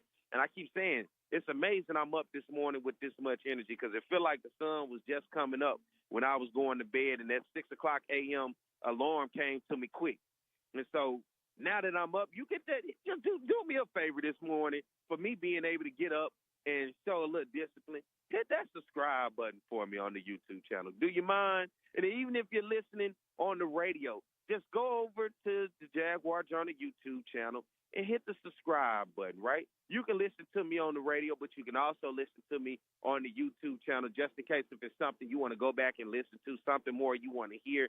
The same thing with our Facebook listeners. Good morning to you guys on our Facebook Lives, getting the opportunity to check us out and be a part of everything that we do each and every Saturday. Hit that like and that follow button. Would love to have you guys continue this journey of growth with us, as my man Mike has been doing a good job back in the studio to continue to make sure we push this thing further and bigger, because what he's done so far has done a great job with being able to add those extra videos of interviews that we have going on, as well as learning this new program. So as we continue to grow, as we continue to build this thing, we want you to grow and build with us. We want you to be a part of this. And listen, if you don't do nothing else, just hit the like, the follow, and the subscribe button for me this morning, because I'm telling you, it was rough for me to get up this morning. It's probably rough for a lot of people right now in the New Orleans area as they're getting up, getting ready to get the day started, because last night, listen, I tell you all the time, you get around that Hyatt Hotel, you get around people, you start to shake hands, you start to see familiar faces, and before you know it, man, by the time it's all said and done, you're sitting there and the hours have gone by, and you finally look at your watch, you look at your phone, and you say, dang, I've been in here for 4 or 5 hours running my mouth, having drinks, talking, catching up with people. Man, I got to, and then that's the discipline. You got to pull yourself away and say, man, look, I got to go, hey, y'all, I got to go hit the bed. And that's what I had to do last night. It was still rocking and rolling, but nonetheless, that's what this is about. This is a memorable experience. It's the Bayou Classic, baby. It's what everybody comes to New Orleans to see. It's what everybody turn on their televisions on NBC at 1 o'clock to watch. They tune in to watch these two programs, Southern and Grambling. They tune in to watch the 60 to 70,000 plus people pack the Caesars Superdome down in New Orleans. They tune in to watch the bands, the world fame of Grambling State and the human jukebox of Southern University. They tune in to watch these two passionate fan bases that knows what it means to win championships, that knows what it means to be a part of championship programs, whether it's the SWAC championships, whether it's the Black College National Championship. All of that matters, and that's what people tune into, and that's why they consider this the granddaddy of them all, of all the classics, because this one has been around as they celebrate 51 years this year, 51 years of the Bayou Classic, and as you continue to celebrate each and every one of these years, you continue to move forward and realize how prestigious this game is and the tradition that is embodied and enriched around this entire ball game. And that at the end of the day, it has to be one winner, and it has to be one loser. And neither team wants to be on that loser side. I can assure you, both teams want to be winners. And this game has had some memorable endings. We're talking about field goals blocked, field goals made, Hail Marys, interceptions, returns. It's some memorable memories that this game will have. I just hope for me as a Southern person, it's memorable. It's just memorable as saying, man, I never saw how dominant Southern could be against a Grambling State team. That is what I'm hoping happens today, that when you look at these ball clubs, that you get an opportunity to see that Southern is the dominant team, and Southern has to come in and be the dominant team today. They have to come in and handle business and go ahead and get it done, especially against a Grambling team who right now can play spoiler, not because they can take away your SWAC Western Division. They can just take away a little of your mojo as you get ready to head into the SWAC Championship next week against Jackson State. You got your two biggest rivals in front of you if you're Southern. You have to go in. You have to seal the deal. You have to get it done. You got to beat Grambling. And then next week I'll talk to you guys as we look ahead to Jackson State to be able to get in and get that victory. Because now, guess what? This almost feels like a de facto playoff at this point. To get to the Celebration Bowl, it's kind of like the quarterfinal. Next week is the semifinal, and then after that, you have the championship. So in order to get there, you got to win those games, and that starts today for the Jaguars against Grambling State for the Bayou Classic. Let's get ready to take a break. We come back, we'll continue this conversation as I close things out, okay? Stay tuned. More to Jaguar Journal.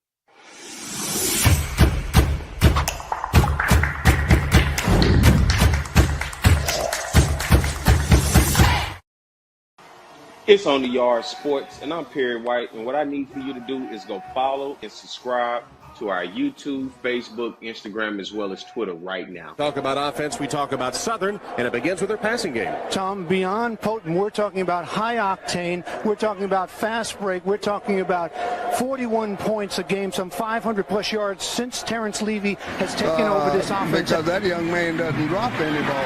With the legacy that you started here, you got to feel happy to see it continue on with Doug Williams. Ball now back at the 22-yard line. Levy, no pressure at all. Touchdown, Ingram. The Bayou Classic. Levy on a first and goal play. Throws a touchdown. Grambling comes with a blitz. Levy steps in the pocket, and his pass is caught. One-handed grab.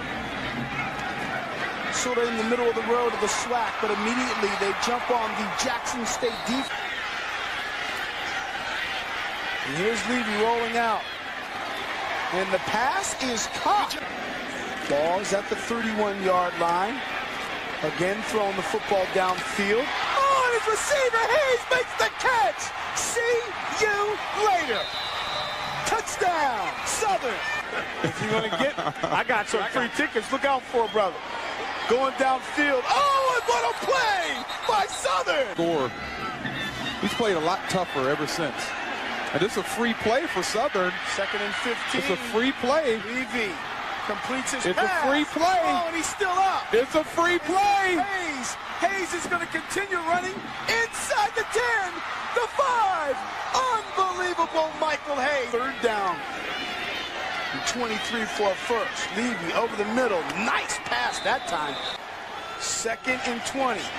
Levy doesn't have to get it all, but he's going to have to pick up some yards. Here he is throwing. Nice catch made. Receiver, Michael Hayes. There he goes. Hayes makes the catch. Hayes still on his feet. Hayes looking for blocking. Hayes trying to find a hole. Hayes is still on his feet. He alley-oops. He's inside the 15 and drawn out a foul.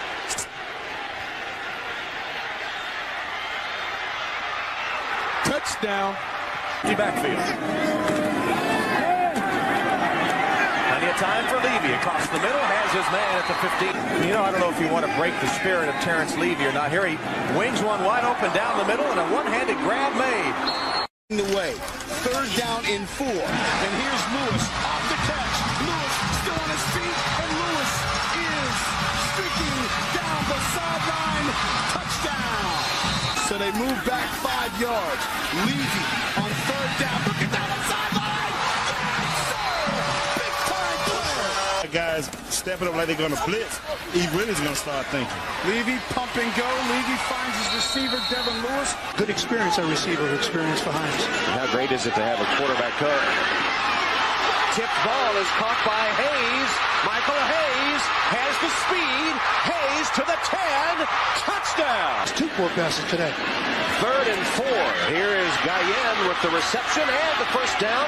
Shakes one tackler. Still going inside the 30. Guyen to the 10. And dragged out of bounds. Down at the 15 for Southern. Terrence Levy wings it down the sideline for Hayes. Racehorse offense. Again showing its versatility.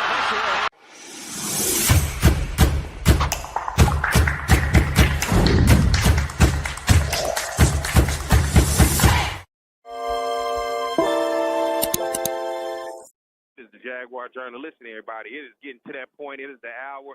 I'm outside of the Superdome about to get ready to get in here, so I may have to cut it a little short as I'm starting to go through security and everybody else who's watching and paying attention. Hey, what are you doing? Where are you going? So just so I can make sure I do things right. Listen, first of all, be sure to tune in today. 1 o'clock, the Bayou Classic kicks off between Southern and Grambling. I hope you guys tune in, get an opportunity to watch this amazing game, the pageantry and tradition of these 2 Louisiana-rich programs that will take place on a national stage for a national audience to watch today. 70,000-plus people inside the Superdome, another 200,000-plus people around the city of New Orleans that are going to be out for today's celebration. My man Mike back in the studio holding it down for me. Mike, I appreciate you as always. We got a lot going on around me. You're going to hear trucks, forklifts. You're going to hear people talking. Mike going to try to hold it down as long as he can for me, but at the end of the day, headed into the Superdome, as you know, I do work with the Human Jukebox.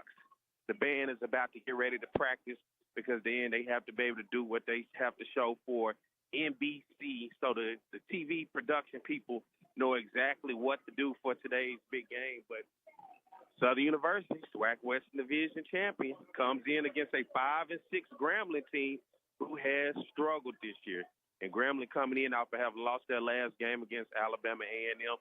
Southern comes in having to try to want to stay focused and stay on track against today's opponent. Mike, how long I have before we get out of here? 5 minutes. I'll try to give you 5 minutes. Let's see if I can get I'm trying to walk and see if I can grab people, see if I can get somebody to talk. Y'all give me 1 second. Because this is what it's all about. I'm live in New Orleans getting ready for the Bayou Classic between these programs of Southern and Grambling. And I'm trying not to be distracted, as y'all can tell. I might be rumbling now because it's loud where I'm at. Let me see if I can get off on y'all. Hold on. Because there's a lot going on. You would think the game has started already. But first of all, appreciate you guys tuning in this morning. Hey, a lot of distractions for me, so you don't know how hard it is to do a radio show with distractions as I'm walking, but I'm trying to bring you guys a good show. Appreciate you guys for tuning in this morning. Listen, on the Jaguar Journal YouTube channel, go hit that dang on subscribe button. If you don't do nothing else for me, hit that subscribe button, become a subscriber today. And then for our listeners and people that watch us on our Facebook, go hit that Facebook. Go to the Facebook Live and then go to the page and then hit that subscribe button and hit that like button. So I appreciate you guys for the support and all that you've been doing. Continue to support the Jaguar Journal. My man Mike will continue to make those videos and cut those videos up for the interview throughout the week. Man, I appreciate you guys and I love you. I'm here in New Orleans at the Bayou Classic. Mike, you may have to find something to play, man, and get ready to get off of here because I'm starting to get piled up on with people around me, a lot of outside noise. But I appreciate you guys. I love you guys. For all of you guys, be sure. My man Dr. James Gilmore told me to tell you guys to be sure to go vote. If you don't do nothing else this week, get an opportunity. If those that's in Baton Rouge, go vote before you come down here to New Orleans. And for the rest of you guys, be sure to go vote and get put out there and do your civic duty, okay? That's all I'm asking. Vote. Make sure you be a part of it, especially our listeners over in Baton Rouge, especially before you go to the SWAC championship, before you do anything. Make sure you go cast your vote and do your civic duty and do your part. So, and if you don't do nothing else, hit that subscribe button on our YouTube channel, hit that like and follow button on our Facebook page, and then I'll be on the road next week, probably with a lot less distractions, but I'll be on my way to Jackson, Mississippi for the Southern Jackson State game next week for the SWAC championship, and I'll break that down a lot more for you. And be sure to tune in today, NBC. 1 p.m. is going to be the game, big game between Southern, between Grambling. You're going to watch the bands. You're going to see the pageantry of the fans and everything else around this program. So I appreciate you guys for tuning in this morning. Mike, how long we got? Well, can you do something? You can find something for me to play for me for 3 minutes, Mike? All right, let me get out of here, man, everybody. I love you. I hope you guys have a safe and enjoyable week. Happy Thanksgiving to you. Happy holidays, man, and y'all enjoy yourself, man, and I appreciate you, everything that y'all do, man, and the continued people that tune in each and every week, man. Thank you guys for everything. Love you guys. I'll see you next week at the same time, the same place as always. It's the Jaguar Journal.